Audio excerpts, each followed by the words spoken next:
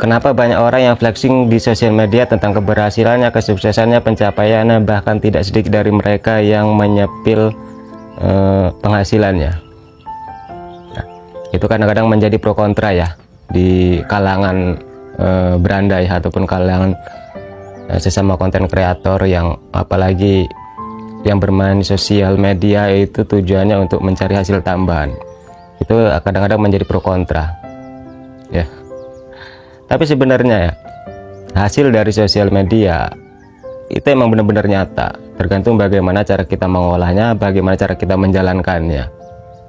Kalau kita menjalankannya asal-asalan, setengah-setengah, tidak sepenuh hati, ya kita tidak akan mendapatkan hasil apa-apa gitu loh. Mungkin yang akan kita dapatkan itu cuma lelah, menyerah, dan kalah. Itu yang akan kita dapatkan. Tapi kalau kita menjalankannya benar-benar sungguh-sungguh, fokus, konsentrasi, ya, mau evaluasi, suatu saat kita akan mendapatkan hasil seperti mereka. Kenapa dia menunjukkan flexing penghasilannya di sosial media? Itu karena dia ingin memotivasi. Inilah bukti nyata bermain sosial media jika kita benar-benar menjalankannya. Itu bukan pamer, justru itu adalah memotivasi kita semua. Kenapa dia tidak menunjukkan prosesnya? Karena dia tahu proses setiap akun, setiap orang itu berbeda-beda.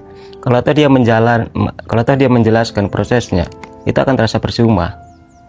Karena proses dia yang dijelaskan itu tidak sama dengan proses kita yang menjalankan. Gitu. Makanya dia flexing keberhasilannya, kesuksesannya, pencapaiannya, dan hasilnya.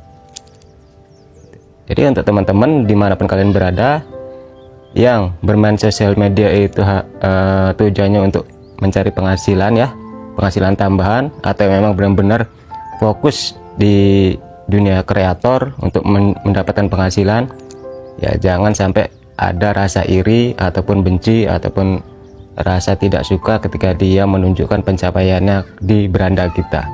Justru kita harus support dia.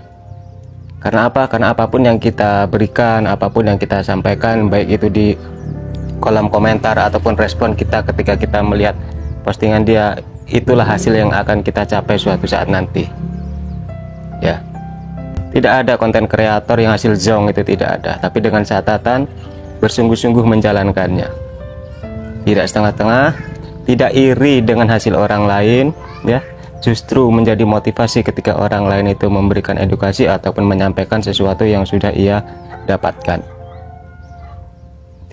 Jadi konten kreator itu mudah-mudah susah, ya. Mudah kalau kita sudah memahami, tapi susah kalau kita tidak mau memahami, tidak mau evaluasi.